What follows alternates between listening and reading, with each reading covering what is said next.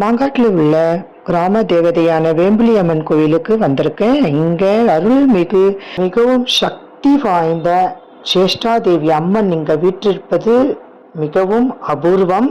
இந்த அம்மனை பத்தி சொல்லணும்னா நிறைய சொல்லலாம். ஆனா இவங்க பாட்கடவுளையில கடந்து முதலில் வந்தவங்க. இவங்க மகாலட்சுமிக்கு அக்காவான இவங்க மூதேவி என்ற பெயரோடு இருக்காங்க.